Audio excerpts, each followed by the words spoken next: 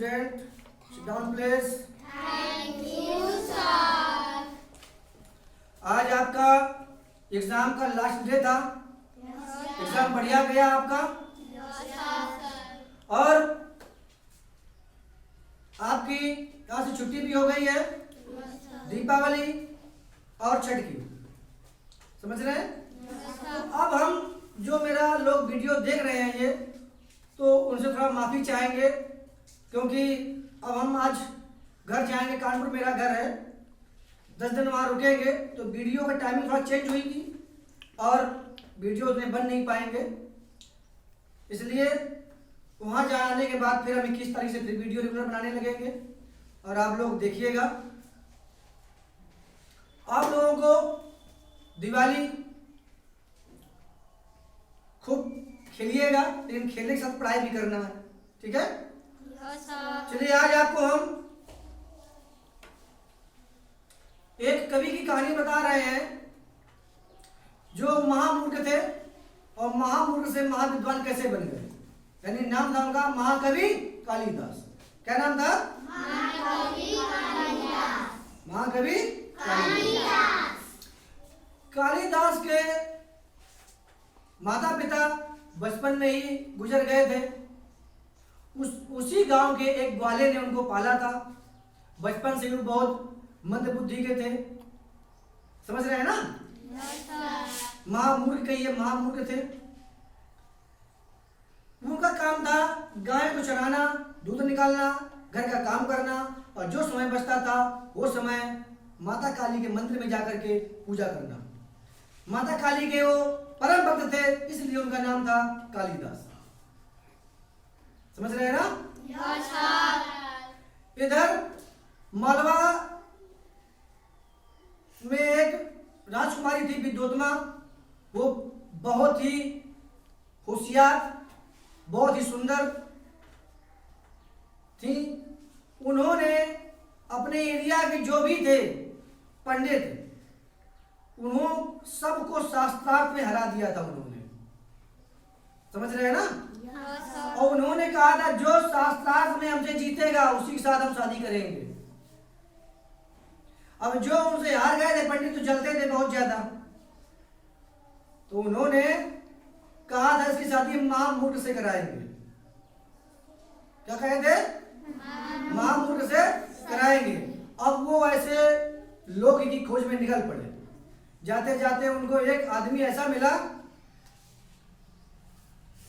कालिदास, जो एक पेड़ से लकड़ी काट रहे थे और जिस डाल को वो काट रहे थे उसी डाल पर बैठे थे। कितने बड़े मूर्ख थे आपको समझ लीजिए। मतलब जिसमें हम बैठे हो उसी को काटे तो हमसे बड़ा कोई बुद्धू है? इतने वो मतलब महामूर्ख थे। तो अब लोगों ने देखा तो जान गए कि इससे बड़ा कोई बुद्धू हो नहीं सकता है। इसी के साथ में रानी विद्योतमा की शादी हम कराएंगे। महारानी उसके राजकुमारी के, सॉरी रानी के नहीं, राजकुमारी के, ठीक है? हाँ।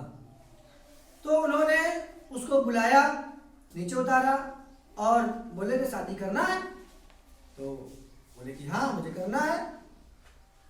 शादी के लिए राजी हो गए।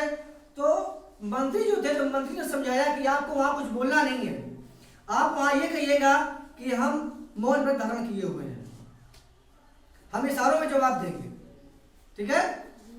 और मंत्रियों ने कपड़ा पहनाया। पहनाने के बाद मालवा में राजकुमारी विद्योतमा के पास ले गए और बताया कि यही वो राजकुमार है जो आपको शास्त्रार्थ में हरा देगा, बहुत होशियार है। तो बोली ठीक है। दरबार लग गया। लोग देखने का तांता उमड़ा पड़ा था, यहाँ देखें शास्त्रार्थ होगा, कौन जीत रहा है कौन हार रहा है। दरबार लग गया। एक साइड रानी विद्योतमा थी, एक साइड महामूर्ख कालिदास थे। अब विद्योतमा को मंत्री ने बताया कि भाई इन्होंने मौन धारण व्रत किया हुआ है, ये मुंह से नहीं बोलेंगे, इशारा से आपको बात करेंगे। तो बोली ठीक है, कोई बात नहीं। तो राजकुमारी जो थी विद्योतमा, उन्होंने उठाई एक उंगली, मतलब ईश्वर एक है।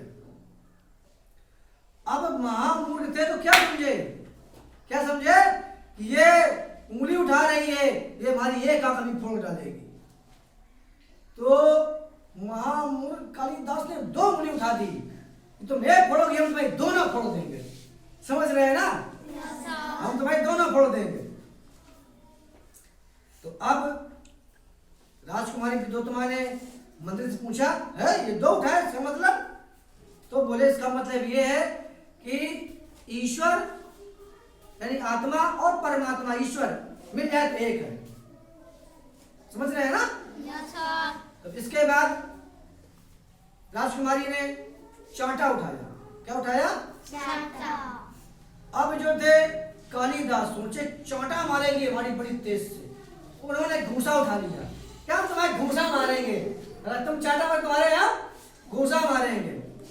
अब वो जो थे उन्होंने पूछा कि भाई ये घूसा क्यों उठाए? तो उन्होंने बताया कि आपका मतलब 5 तत्व से आदमी बना है, तो इनका मतलब है कि 5 तत्व में आदमी मरने के बाद मिल जाता है, इसलिए उन्होंने घूसा उठाया है। समझा गया हो? समझ रहे हैं ना? हाँ। तो अब उन दोनों की बढ़िया से शादी हो गई। शादी हो जाने के बाद कालिदास विद्योत्तमा को अपनी पत्नी को लेकर घर आ गए।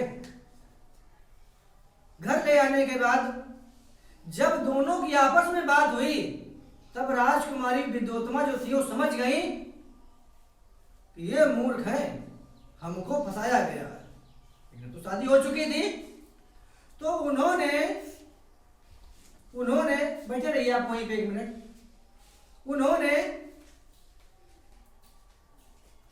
यानी विद्योत्तमा ने अपने पति से कालिदास से कह दिया कि तुम महामूर्ख हो, महानिकम्मा हो, तुम घर से निकल जाओ। अब उन्होंने जब ये बात सुनी तो उनके दिल पर ये बात लग गई कि मेरी पत्नी ने मुझको ऐसा कह दिया कि महामूर्ख हो, तुम्हें ज्ञान नहीं है। अब वो चले गए काली माता के मंदिर में। काली माता के मंदिर में जाकर उन्होंने दिन रात माता की पूजा की, दिन रात काली माता की पूजा की।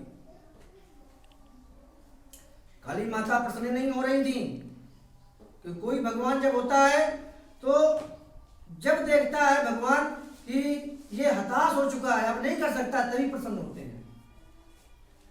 तब कालिदास ने कहा कि आज भी माता प्रसन्न नहीं हुई, आज वो आशीर्वाद नहीं थी, तो आज अपने आप को हम तलवार से काट डालेंगे।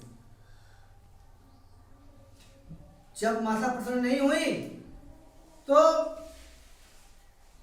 कालिदास ने तलवार उठा ली और जैसे ही वो काटने वाले थे अपनी गर्दन, वैसे माता प्रकट हो गई। और माता ने कहा कि हम आपकी तपस्या से बहुत खुश हैं, बताइए आपको क्या चाहिए। तो कालिदास बोले कि माता मुझे ज्ञान नहीं है किसी चीज का, आप मुझे ज्ञान का भंडार दे दीजिए, हमें ज्ञान हो जाए। हमें पत्नी या लोग बहुत कोसते हैं, पत्नी ने मुझे घर से निकाला है, बहुत ही भला बुरा कहा है, इसलिए मुझे ज्ञान दे दीजिए। माता ने कहा तथास्तु, ऐसा ही होगा। उन्हें ज्ञान प्राप्त हो गया। वहां ज्ञान प्राप्त होने के बाद कालिदास अपने घर आए और अपने पत्नी के पास जैसे पहुंचे तो पत्नी ने देखा कि कालिदास के चेहरे पे तेज था, लग रहा था कि ये विद्वान होकर बन के आए हैं, पढ़ के आए हैं, बहुत विद्वान हो गया है। लेकिन कालिदास जब घर पहुंचे तो अपनी पत्नी को प्रणाम किया। प्रणाम करने के बाद उनकी पत्नी बोली ये क्या कर रहे हो, तुम तो मेरे पति हो। तो बोले नहीं, हम आपके चेला हैं, आप मेरी गुरु हैं। आप अगर मुझसे नहीं कहती तो मैं आज विद्वान नहीं बन पाता, इसलिए आज से आप मेरी माता हुई, आप मेरी पत्नी नहीं हुई। इतनी बात जब सुनी विद्योत्तमा ने तो उनको बड़ा गुस्सा आया और महाकवि कालिदास जब बन चुके थे महामूर्ख से, तो वो घर छोड़ करके चले गए। घर छोड़ करके चले गए। अब घर छोड़ के जाने के बाद राजा विक्रमादित्य एक राजा थे, तो उन्होंने एक दोहा लिखाया। वो दोहा अधूरा लिखाया और उन्होंने कहा कि इस दोहा को जो पूरा लिख देगा उसको हम अपना आधा राजपाट दे देंगे।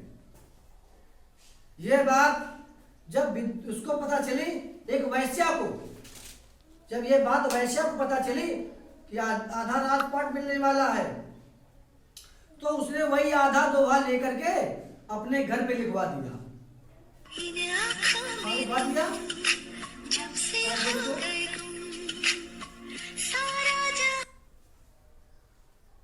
आधा दोहा लिखवा दिया और लिखवाने के बाद अपना घर पर रहने लगी। उसी समय कालिदास उसी रास्ते से गुजर रहे थे, उन्होंने दोहा लिख देखा तो उनको लगा कि अधूरा दोहा है, उसको पूरा कर देना चाहिए। वो गए सीढ़ी लेकर के, सीढ़ी में चढ़ करके उस दोहा को पूरा लिख दिया।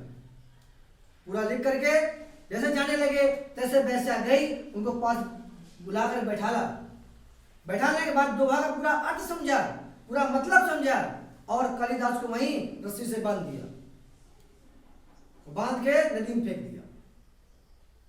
अब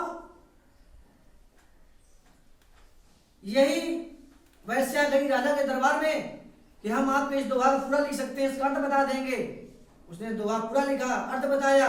अब वैश्या बोली कि अब आधा राजपाट मुझे आप दीजिए, क्योंकि मैंने बता दिया है। तो राजा ने कहा सच बताओ, ये तुम्हारा लिखा हुआ नहीं है, तुम्हें कुछ नहीं पता है, ये किसने लिखा है? अगर नहीं बताओ तो मैं दंड देंगे। तो उसने बताया कि महाकवि कालिदास ने मुझको ये दोहा बताया है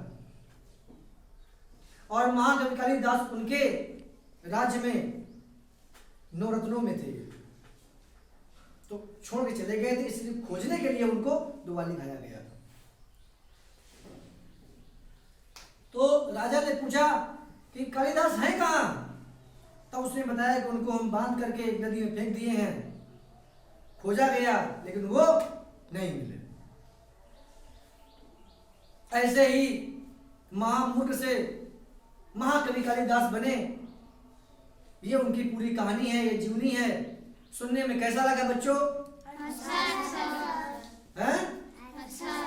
इससे यह ज्ञान प्राप्त होता है आपको कि आपको भी लगातार परिश्रम करना है जब तक आप अपने मंजिल तक न पहुंच जाए। ठीक है ना? चलिए, गुड।